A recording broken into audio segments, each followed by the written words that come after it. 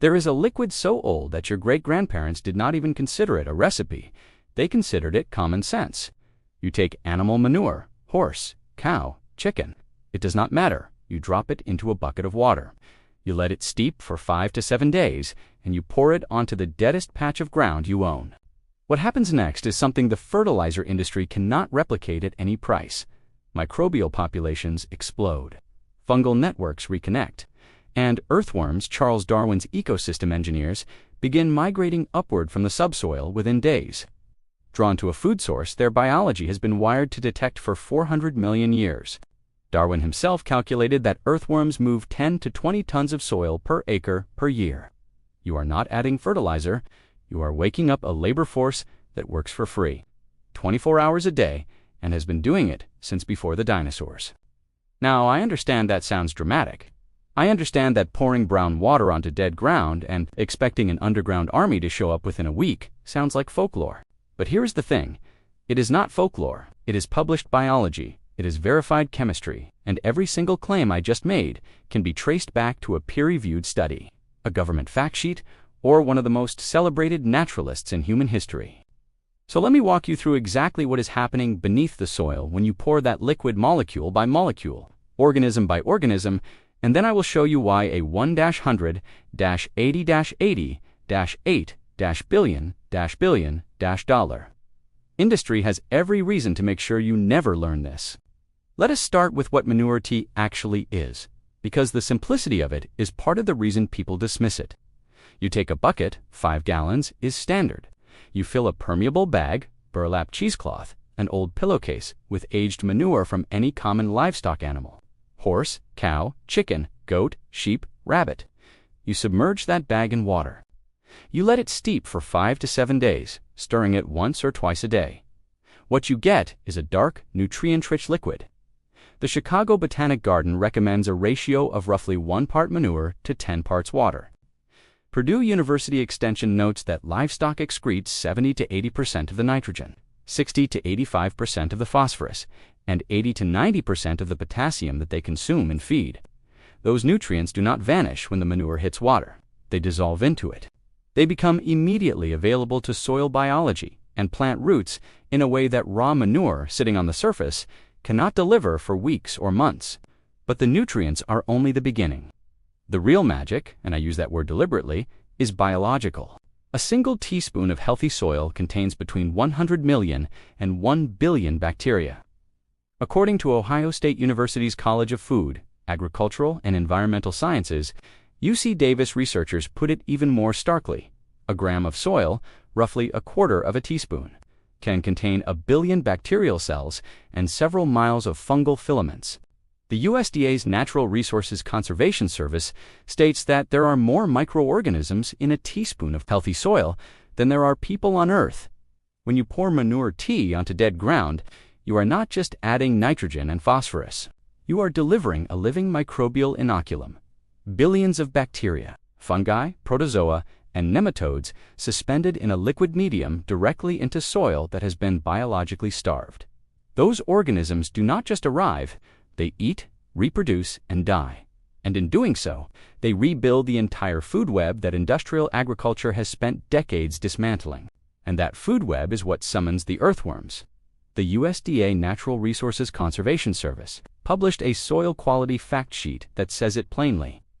Low or absent earthworm populations are an indicator of little or no organic residues in the soil. Flip that statement around, and you have the operating principle behind everything I am telling you today. Add organic residue and earthworms come. It is not hope. It is ecology. Earthworms are chemically attracted to decomposing organic matter. They detect it through sensory receptors on their skin. When microbial activity increases in a patch of soil, when bacteria and fungi begin breaking down the carbon-rich compounds delivered by manure tea, that activity produces chemical signals, gases, metabolites, moisture changes, and earthworms, even from several feet below, sense those signals and migrate upward toward the food source. Not in months, in days. Now let me tell you what those earthworms do once they arrive, because this is where the science becomes genuinely astonishing. Charles Darwin spent nearly 40 years studying earthworms. His final book, published in 1881, was called The Formation of Vegetable Mold Through the Action of Worms. It was his most popular work during his lifetime, outselling On the Origin of Species in its first years of release. Darwin calculated that earthworms bring approximately 10 tons of fresh soil to the surface per acre per year. He counted roughly 53,000 worms per acre in healthy English pasture. He watched them bury stones, leaves, and even archaeological ruins under layers of castings deposited grain by grain over decades. Modern science has confirmed and expanded on every one of Darwin's observations. Earthworm castings, the material that passes through a worm's digestive tract and is excreted back into the soil, are 5 times richer in available nitrogen, 7 times richer in available phosphorus, and 11 times richer in available potassium than the surrounding bulk soil. They also contain elevated levels of calcium, magnesium, iron, and sulfur. Research published through multiple academic institutions and compiled in a nutritional analysis from the International Journal of Advanced Life Sciences. Research confirms that earthworm casts provide 90 to 95% of the soil's available nitrogen, 50% of its available phosphorus, and 80% of its sulfur. The earthworm does not just move soil, it refines it. It processes dead organic matter into plant-available nutrition with an efficiency that no factory on Earth has replicated. Their burrows are equally important. Earthworm tunnels penetrate deep into the soil profile, creating permanent channels that allow water to infiltrate and air to circulate. Research published in PLOS One found that in summer conditions, the presence of earthworms significantly increased water infiltration rates. Bayer Crop Science's own published guidance states that earthworm burrows provide increased water and air infiltration and can help increase soil water-holding capacity. This means that soil with an active earthworm population drains better during heavy rain, retains moisture better during drought, and resists compaction better under mechanical pressure. The worm is not just a nutrient cycler, it is a civil engineer, and it does this work around the clock for free for as long as you feed it. So here is the question that nobody in the commercial fertilizer industry wants you to ask.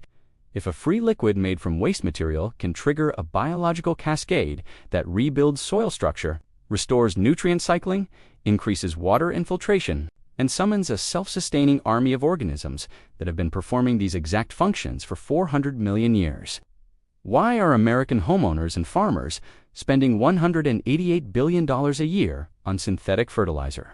The answer begins in 1909 in a laboratory in Karlsruhe, Germany.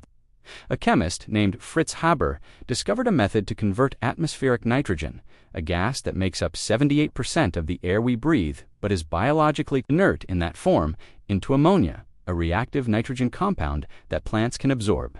By 1913, an industrial chemist named Karl Bosch had scaled Haber's process into a factory-level operation at BASF. The Haber-Bosch process, as it became known, was not developed to feed people. It was developed to make explosives. The German military needed ammonium nitrate for munitions during World War I, and the British naval blockade had cut off Germany's access to natural nitrate deposits in Chile. The same chemical reaction that produces synthetic fertilizer produces the precursor to bombs. This is not conspiracy. This is documented history. The Science History Institute confirms that the Haber-Bosch process kept Germany supplied with both fertilizers and munitions during the First World War. After both wars ended, the Western industrial nations found themselves sitting on massive nitrogen production infrastructure with no battlefield to supply. The solution was agriculture. Synthetic nitrogen, the same compound manufactured for artillery shells, was repackaged as commercial fertilizer and marketed aggressively to American farmers throughout the 1950s and 60s. It worked spectacularly in the short term. Crop yields surged, but the long-term consequences were devastating, and they are now measurable. A 2009 study published in the Journal of Environmental Quality, titled Synthetic Nitrogen Fertilizers Deplete Soil Nitrogen, analyzed long-term data and concluded that synthetic fertilization has often been ineffective for preventing soil nitrogen depletion, even in cases involving ample nitrogen input. Put simply, the more synthetic nitrogen you add, the less the soil retains over time. Because synthetic inputs bypass and eventually suppress the biological processes that naturally cycle nitrogen, the soil becomes dependent on the product. Sound familiar? It should. It is the same model the pharmaceutical industry uses. Do not cure the condition, manage the symptom, ensure the customer returns. The Rodale Institute's Farming Systems Trial, the longest-running side-by-side comparison of organic and conventional agriculture in America, now running for over 40 years, provides perhaps the most damning evidence. Soil managed with organic manure inputs had significantly higher microbial biomass carbon than soil managed with synthetic chemicals. Soil organic matter in the organic manure system rose to 4.5%, while the conventional system barely moved from 3.3 to 3.6% over the same period. And during drought years, the organic system produced 31% higher corn yields than the conventional plots. The organic soil held more water, it had more life, it was more resilient, and it was fed with exactly the kind of inputs your great-grandmother used: manure, compost, and cover crops. Not a single bag of synthetic product. Meanwhile, the United Nations Food and Agriculture Organization reported in 2022 that 33% of the Earth's topsoil is already degraded, and over 90% could become degraded by 2050 if current trends continue. The FAO stated that it takes approximately 1,000 years to create just a few centimeters of topsoil. We are destroying in decades what took millennia to build, and we are doing it with the very products that were supposed to help. During World War II, when synthetic nitrogen was diverted back to munitions production, the United States government did something remarkable. It told civilians to feed themselves. The USDA launched the Victory Garden campaign, and by 1944, an estimated 20 million American families had planted food gardens. According to the Smithsonian Institution, those 20 million gardens produced roughly 8 million tons of food, the equivalent of more than 40% of all the fresh fruits and vegetables consumed in the United States at that time. They did this without synthetic fertilizer. They used compost, they used manure, they used manure tea, they used the same biology-first approach that had sustained agriculture for thousands of years before Fritz Haber walked into a laboratory. And it worked. It fed a nation at war. So if you want to try this, and I genuinely believe you should, here is the complete method. Get a 5-gallon bucket. Fill a permeable fabric bag with aged manure. If you do not have livestock, aged horse manure is available free from nearly any stable in the country. And composted chicken manure is available at most garden centers for a few dollars. Submerge the bag in the bucket and fill it with water. Rainwater or dechlorinated tap water is ideal. Chlorine can suppress microbial activity. Let it steep for 5 to 7 days. Stir it once daily. After 7 days, remove the bag. The resulting liquid should be the color of weak tea. Dilute it further if needed. A common ratio is 1 part tea to 10 parts water for direct soil application. Stronger for compost pile activation.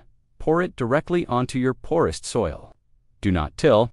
Do not disturb the ground. Simply drench it and walk away. Within the first 48 hours, the microbial inoculum begins to colonize. Bacteria capable of dividing every 20 minutes under ideal conditions will start consuming the carbon and nitrogen compounds in the tea and multiplying rapidly. By day 3 to 5, fungal hyphae begin extending into the soil matrix, binding particles together and creating the aggregated structure that healthy soil requires. By day 7 to 14, if there is any earthworm population in the surrounding area, you will begin to see them in the treated soil. They are not coming because of magic. They are coming because you gave them a reason to. You can repeat this application every 2 to 4 weeks during the growing season. Each application compounds the effect. The microbial community becomes more diverse. The fungal network deepens. The earthworm population stabilizes and self-sustains, as long as there is organic matter to consume. Over a full season, you will notice the soil darkening in color, a visible indicator of rising organic matter content. You will notice improved drainage after rain. You will notice that plants grown in treated soil are visibly healthier, more pest-resistant, and more productive. And you will notice that you have not purchased a single bag of fertilizer. There is one precaution. Use only well-aged or composted manure. Fresh manure can contain pathogens, including E. coli and Salmonella, that are dangerous to humans, especially if the tea contacts edible crops. Research published in Compost Science and Utilization found that adding molasses or other sugar sources to manure, tea can dramatically increase pathogen populations in the liquid. So, keep it simple. Aged manure, water, time. That is the recipe. It has been the recipe for centuries. Let me leave you with a number and a question. The global fertilizer market is valued at over $188 billion. That revenue depends entirely on one belief that soil cannot feed plants without a manufactured product. But for thousands of years before 1909, soil did exactly that. It fed every civilization that ever existed. It fed Rome, it fed China, it fed the 20 million families who grew 40% of America's vegetables during a world war. And it did it using a biological system powered by microbes, fungi, and earthworms, organisms that ask for nothing except organic matter and moisture. Darwin understood this. He spent 40 years proving it. He called the earthworm the most important creature in the history of the world.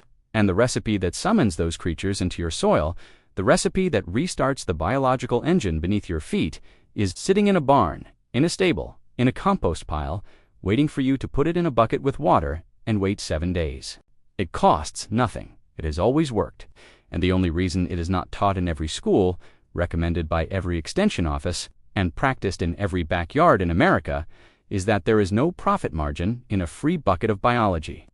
Now you know the science. Now you know the history. Now you know the method. What you do next is entirely up to you.